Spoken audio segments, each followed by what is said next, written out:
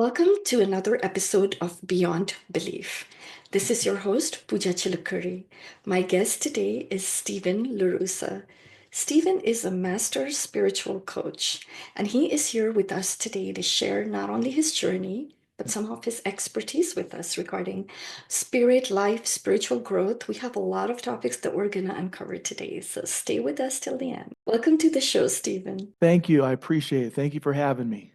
Thank you for being a returning guest. I already Yes. interviewed you for the Afterlife podcast where we went into deep details regarding your near-death experience story. But today Yes. we are here for a little bit different reason, Stephen. Today I want you to help us understand what the childhood faith that you grew up in was, and if that changed, why. So your transformation journey. Yes. Well, my childhood faith was I was basically born and raised in a Christian faith, a typical Christian belief system, typical Christian teaching, of course, out of the Bible and whatnot. And for me, I went to church with my aunt, with my grandparents and whatnot, and it was the typical Bible study, studying the Bible, typical pastor reading the passages out of the Bible, whatnot, and basically having us or trying to get us to adapt or apply those to our life and whatnot.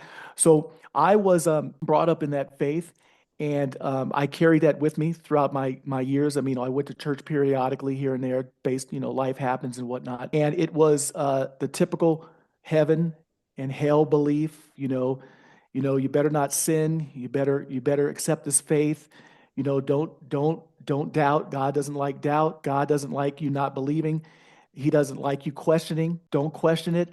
So for me, even as a young child, I had questions and I had things that I didn't understand and didn't feel right in my soul that didn't add up. And when I tried to ask about it, or I'm not going to say challenge, but just question what it's about and what this means and how it didn't make sense to me, I need some clarification. I was basically everything that I had in me that wanted to know more was was not cherished and nurtured, and was, basically told, you just believe it. If you're not showing any faith, and if you don't have faith, God doesn't like that, and you'll be punished for your not belief or your lack of faith. You just believe it. This is the word of God, and that's all there is to it. So it was kind of that thing for me. So did you find that at some point you broke away from that, or what was your transformation like? Because I know that when I Yeah.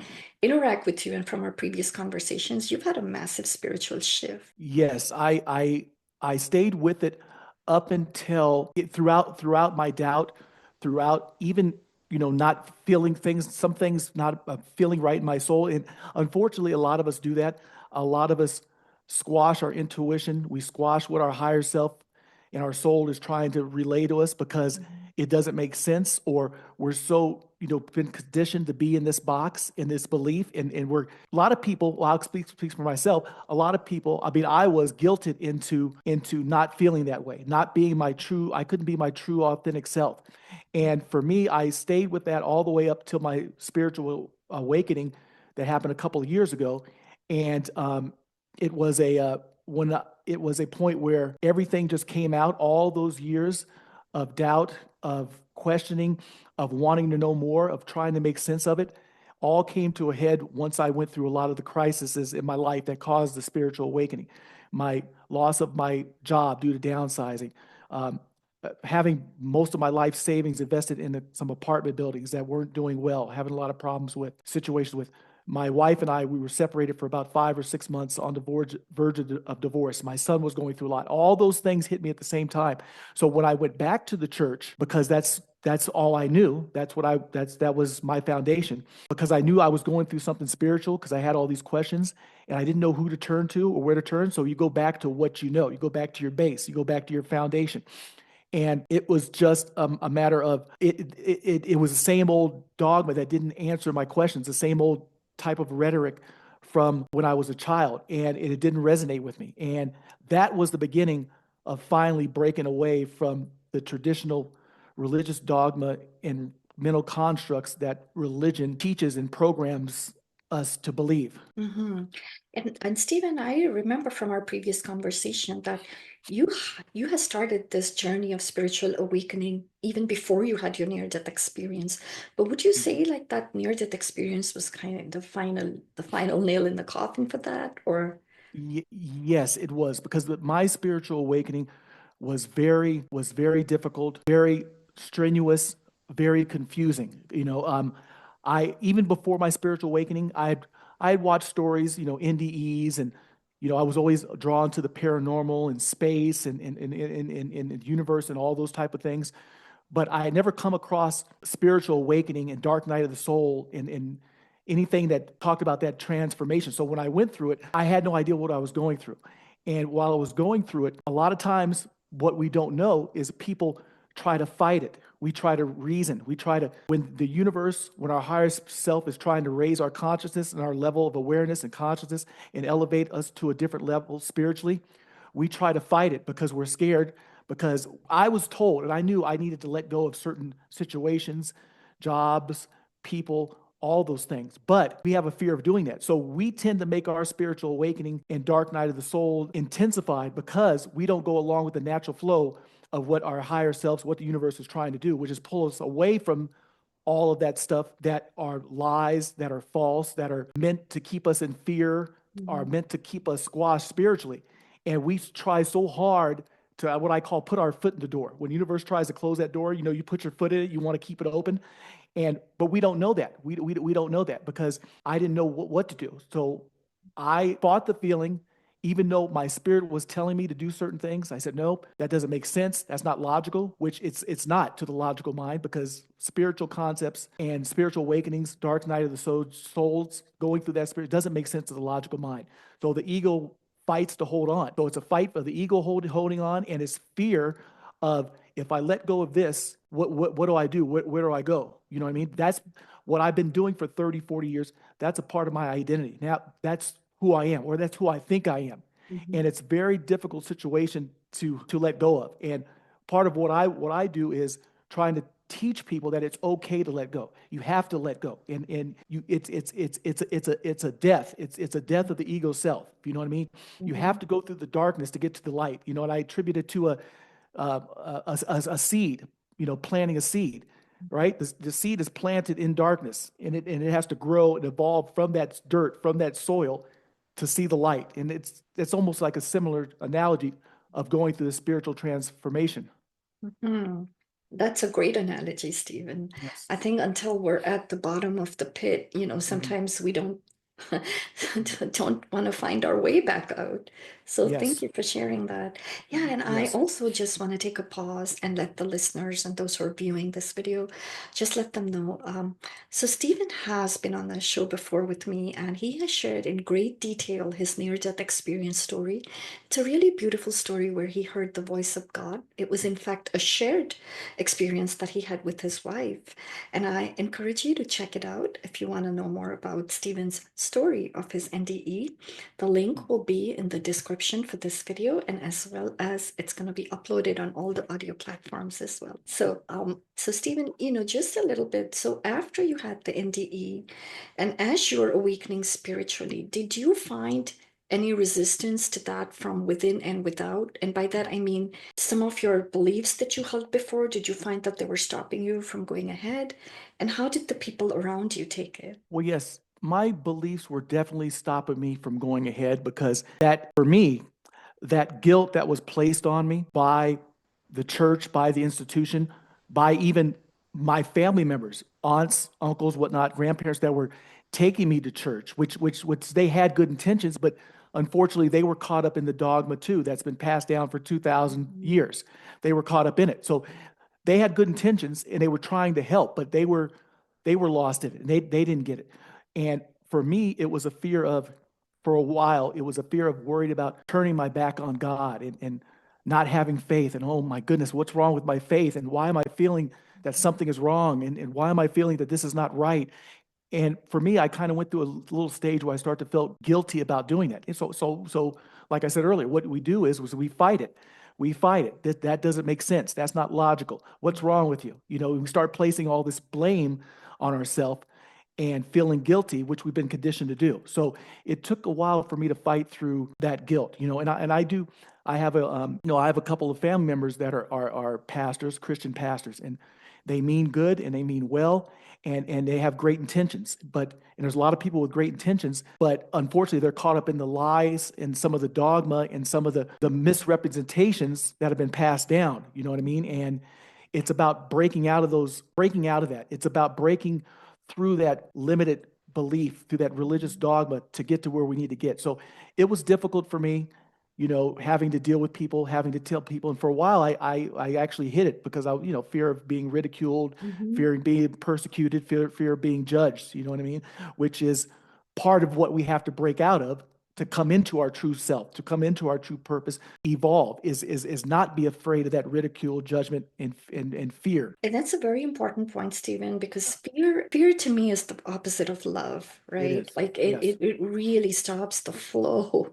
Yes. It really does.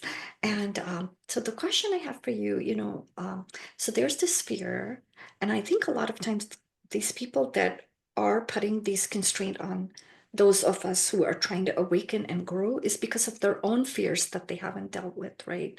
What do Yes. you want? I think so. Yeah. Yes. And God Definitely. is so much bigger than any box, any one Yes. box. I don't Hmm. think we can fit that in there. So No. as you're awakening, and I also know you help people to, get aligned with their souls and through the transformation process, Mhm. what would you say for like, so some of the hindrances we talked about, like one of them is fear.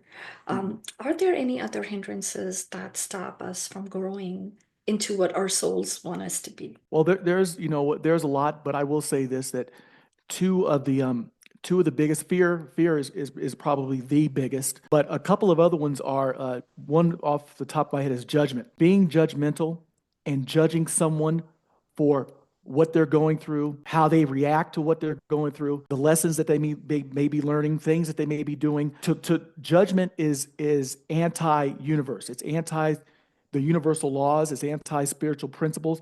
The universe, contrary to popular belief, the universe doesn't judge. We're all here to experience, to learn, to grow, and to evolve. And I tell people that a lot of people think that little judgments, things like that, don't affect their spirituality and it's not a big deal. They sweep them under the rug or they don't acknowledge them or whatnot.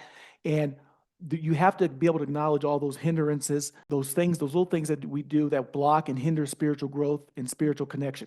So judgment is a big thing. And I'll just say this briefly is that, when you see someone and they're doing something, instead of having those man-made thoughts, man-made feelings, man-made judgments, moral standards that we put on other people that the universe doesn't do. You know what I mean? Oh, what's wrong with them? That's crazy. That doesn't make any sense. That's stupid. All those low vibrational things and feelings from judgment, because that doesn't align with the universe. And I tell people, when you do that, you're out of frequency, you're in a low frequency, and you can't align with the universe. To align with the universe, you have to embrace high frequency thoughts, feelings, emotions, and perceptions in the way you perceive things. So when I see somebody who's doing that, and I tell my clients this, you look at them, you know what they're doing, that's that's their path, that's their purpose. There's something they need to get out of that. Now, what they're doing, maybe I don't agree with, or maybe it wouldn't work for me, and that's okay to say that. That's fine. But respect what they're going through and what they're doing, instead of placing a judgment on it, which goes against universal principles and lowers your vibration. And whether you know it or not, it affects your ability to connect and to grow spiritually when you have those kinds of low vibrational thoughts, feelings, emotions that we act on. And I tell people, I'm not saying let's try never to feel them or they'll never come up. No, they'll always come up here and there. They will. Anger, judgment, jealousy, envy, whatever it may be. The key is to not let them control you, not to react out of them, not to let them fester, not to let them consume you. When they come up, acknowledge it. Okay, okay, I just judged him, I just judged her. I'm feeling jealous of him and her, whatever it is. Change it around, get back into a spiritual way of thinking. That's their path and purpose. Mhm. That's what they're choosing to do. I don't know what lesson they need to learn. I don't know what they're going through, and you change it, and that raises your frequency automatically when you do that. That's a great tip, Stephen. Yes. A dear friend once had told me, when you feel like a judgment thought coming up, become curious. And sounds Yes. like that's what you're saying as well. Yes, Yes. exactly. That's Yes. great. And then I have a question about, aligning with soul. Like you hear that phrase, but what does it really mean to you? Well, to me, aligning with soul, same as aligning with the universe, is kind of what I just said, is to you have to change and you have to get out of the perceptions, the ideals, the limited thinking that you're in to be able to align with your soul or with the universe. Because you got to understand, our souls, our eternal, true, authentic selves, our higher selves of who we really are, the light from God is on an extremely high level. So, in order for us in this physical reality to be able to relate and better connect and be able to get signs, synchronicities, messages, answers that we want to get that a lot of people claim that they're not hearing and they're not getting, we have to do a better job of aligning ourselves with higher frequencies and vibrations. And that's with one of the main things is changing our perspective, how we view things. How do we view things that we label as hard, difficult, horrible? You know what I mean? How do we perceive people? How do we perceive events? You're either perceiving things through a spiritual lens or a worldly and a logical man-made lens, and man-made perceptions of looking at things or spiritual perceptions. That's one reason throughout all the years that so many spiritual concepts have gotten misconstrued, because when you're looking at things from a worldly lens and a worldly view, you cannot interpret them. You can't get in tune with them. I've had things that I've read a year ago and I came back and read it recently, and now you're able to understand it. You're more in tune. You're aligning yourself with those higher vibrations and frequencies of the universe. How you perceive, how you think, how you judge or don't judge, your perceptions of how you look at events and things. And like I said, you can't transcend situations and events unless you perceive them as lessons, not something that's horrible and bad that I don't want to deal with. And I don't want to think about that. That was just horrible and bad. Because now you're destined to keep repeating those same scenarios. That's thank you. Thank you. And I also, you're a spiritual coach. So can you walk us a little bit about what that means? Well, basically, being a spiritual coach, and this is very important, the main thing that I tell people when choosing a spiritual coach or healer or a mentor or whatnot is you never want someone that claims they have all the answers, or that tries to make you believe a certain thing, or tells you that they can give you the answers to who you are and what your purpose is. And a spiritual coach is not to give you the answers. The spiritual coach is to help you unlimit your mind, get out of that limited state, have you deal with negative, low vibrational thoughts of feelings and emotions that are blocking and hindering you, that are keeping you from connecting, from you getting the answers, to be there as a form of support.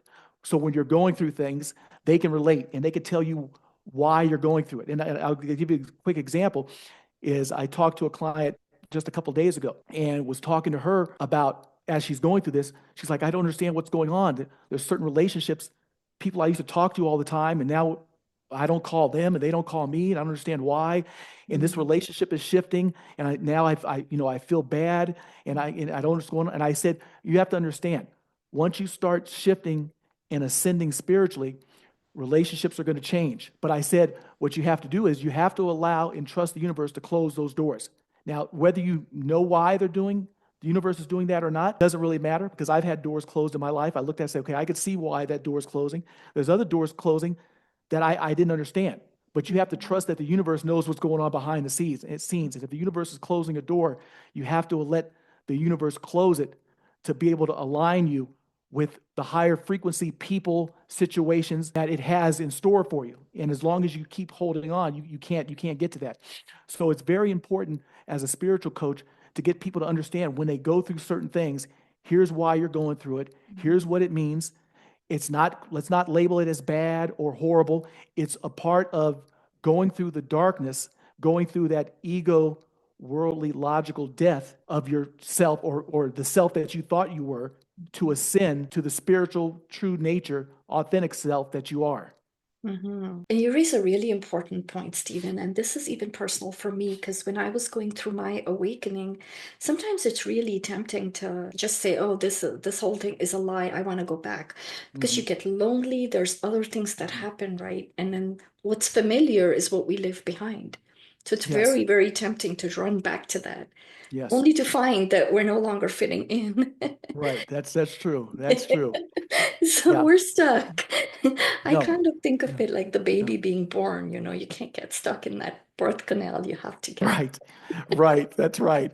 Right. We think we're getting we have to realize is that and I tell them I warn my clients that as you start to ascend spiritually and you start to clean out the dogma, the limited thoughts, the fears, and you start to change your perspective, be ready for situations, friendships, relationships, jobs to shift. There's going to be a shift. And I warn them that there may be some friends that no longer resonate at your level now. And it's time that chapter in your life, that season is closed. What we like to call soul contracts, right? hmm hmm Those, it's funny. People say that season is over. That season is over for that job or for that friend or for that this. That's a way of saying that soul contract is up. So now that you're ascending spiritually and you're raising, you feel like you're losing, but you're gaining. You're losing. You're freeing up space to allow the universe to bring in people, situations, opportunities, events that align with your higher self and your ascension, where you're going. So I tell people, be a lot more excited about what's to come and what the universe is trying to bring you than holding on to what the universe is trying to clear out and get rid of and mourning the loss over that. And then, like I say, the more you let go and go along with the flow of the universe, the easier you can make this process. The more you try to hold on to things that the universe is trying to move out, you're going to prolong your suffering. hmm Very true. And even for me, I do remember a time when I was, growing spiritually, and none of the structures around me were fitting anymore, right? No. So it becomes really hard to find your community. I think Yes. that's the hard step when we leave something Yes. behind, is to Yes. reestablish. And do you think, on that note, that religion and spirituality, like, they can coexist? I think they can coexist. I think they can because I believe that in religion there are a lot of spiritual principles that apply in religion. There are. It's just about sifting through them and once you ascend spiritually and your level of awareness, your level of comprehension goes up spiritually, you will read the Bible, the Quran, whatever religious book in a different text, and you'll be able to read through that and take out the spiritual aspects that apply that will make sense to you, that you'll be able, when we read them before, like, well, what does this mean? I don't get this.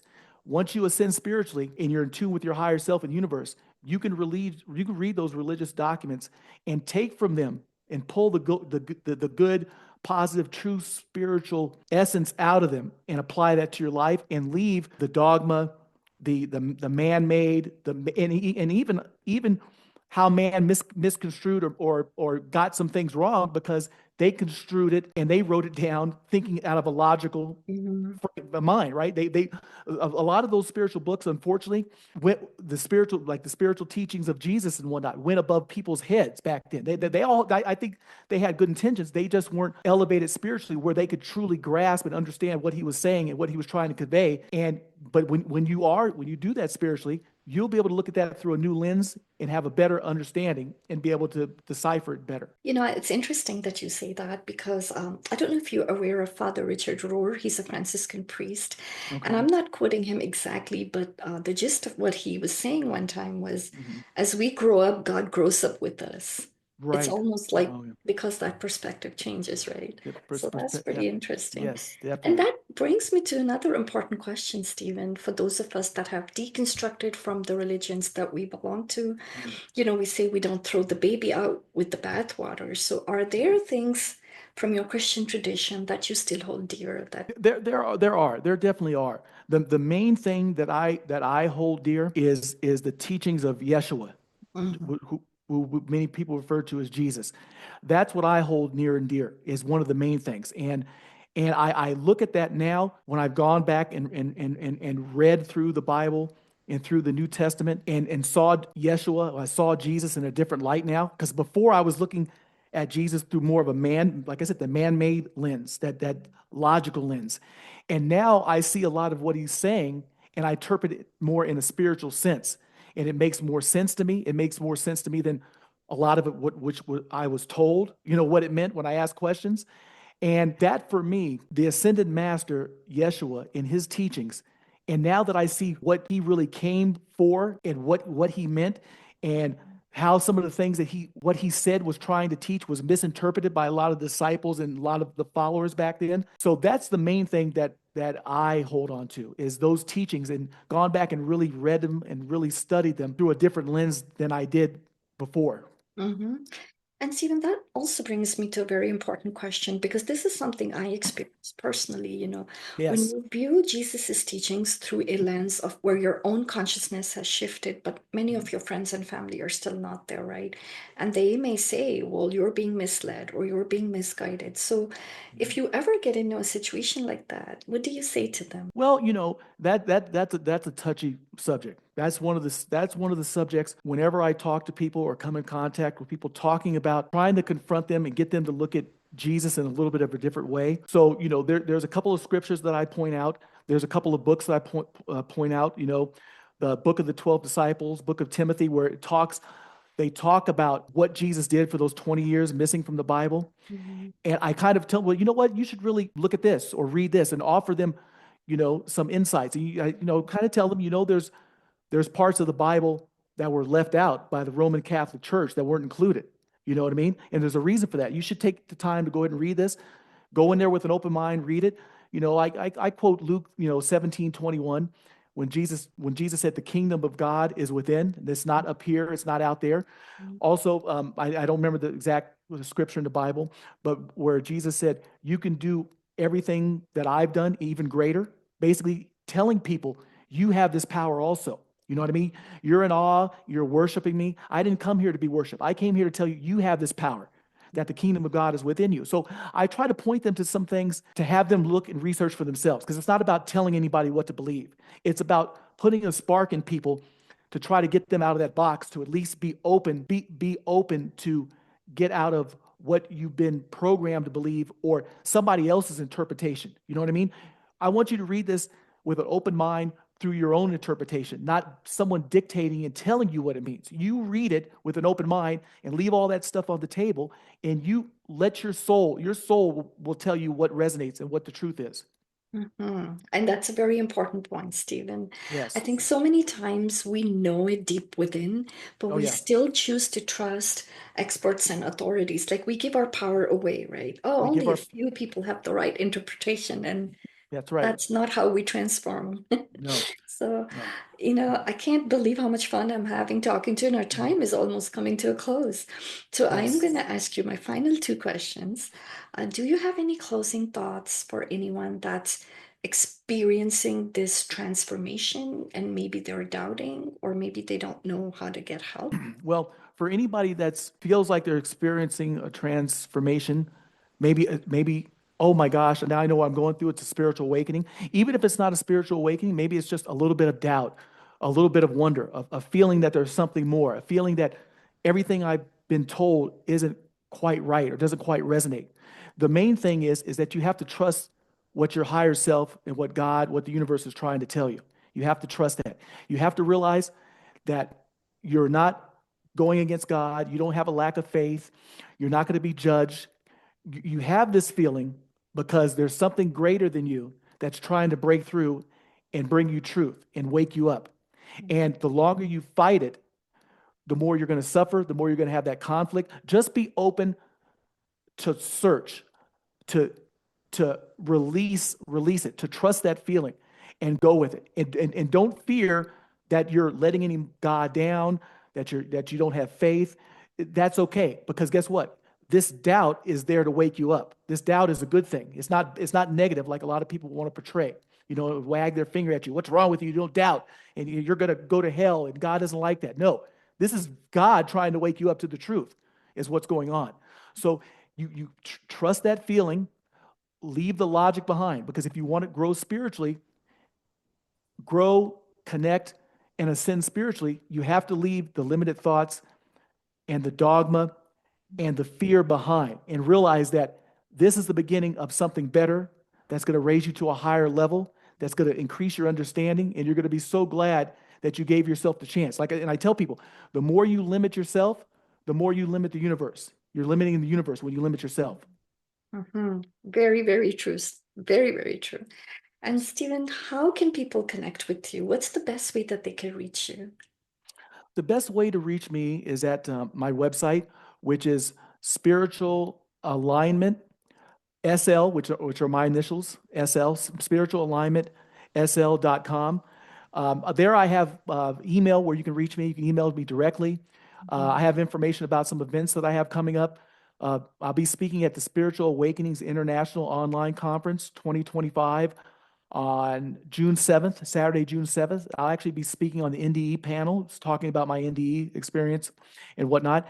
And I actually, in Reno, Nevada, I'll be coaching a spirituality class in the fall. I mean, not coaching, I'll be instructing, I'll be teaching a spirituality class in the fall.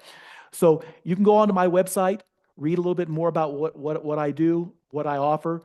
I believe in helping people come into their power, take their power back from religion. You know, you have the power to connect. You don't need a middleman. You don't need an institution. You Mhm. have the power to connect. There's nobody that is above you. So we need to stop putting these people and these institutions on a pedestal and realize that you have the power to connect. It's just about taking that leap of faith and going out there and start to unlimit it yourself. So once you unlimit yourself, you unlimit the universe, and the universe is yours. You'll start seeing increased signs, messages, synchronicities. So yes, and if anybody's going through it, if you resonate with me, that's great. If you don't, get someone that you trust, that resonates with you, that you can get some support, guidance from, and someone who can kind of, who's been there, who can lead and show you the way and can explain what you're going through. Explain that you're not crazy, you're not mental, you're not losing it, you're not, going against God by having any faith. All those things that are meant to control us and keep us in fear and keep us constricted, they don't apply. Thank you, Stephen. Thank you very, very much. And I'm going to do a little shameless plug for your Facebook page because I've really enjoyed following you on Facebook. It's a lot Oh, of yes. rich content that you put out. So I love seeing Yes. it when it pops up in my newsfeed. Oh, And I will have all of your links in the show notes for anyone that's interested. And thank you. thank you once again for taking the time, Stephen, to speak with us today. Thank you. I appreciate it. Thank you.